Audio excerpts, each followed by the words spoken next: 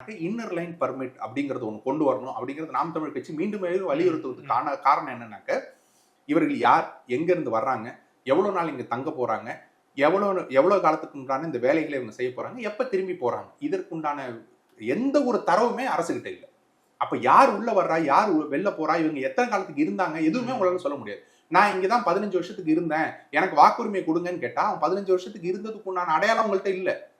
எதை வச்சு நீங்க சொல்லுவீங்க 15 வருஷம் இல்லவே இல்லப்பா, நீ இப்பதான் உள்ள வந்தேன்னு எப்படி சொல்லுவீங்க? நீங்க வந்துட்டு மற்ற மாநிலங்கள்ல இல்லாத ஒரு விஷயத்த நம்ம கேட்கல. ஏற்கனவே மற்ற மாநிலங்கள்ல இந்திய ஒன்றியத்துக்குள்ள இருக்கக்கூடிய ஒரு விஷயம் தான் இந்த இன்னர் லைன் பர்மிட்ங்கிறதோ, அல்லது குறைந்தபட்சம் இத்தனை ஆண்டுகள் இருந்தாதான் வாக்குரிமைங்கிறதோ, குறைந்தபட்சம் இத்தனை ஆண்டுகள் இருந்தாதான் நமக்கு வந்துட்டு ரேஷன் கார்டு கொடுக்கறதுங்கிறதோ, இது எல்லாமே வந்துட்டு மற்ற மாநிலங்கள்ல இருக்கு.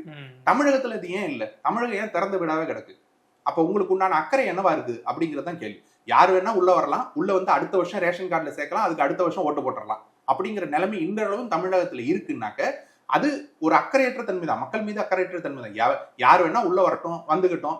பிஜேபி வந்துட்டு ஒரு அஜெண்டாவை கொடுக்குது, இவர்கள் எல்லாம் உள்ள இறக்கணும்னு. அதற்குண்டான எந்த எதிர்ப்பும் தெரிவிக்காம இங்க ஆளுகின்ற திராவிட அரசுகள் அதை நிறைவேற்றி கொடுக்குது அவர்கள்.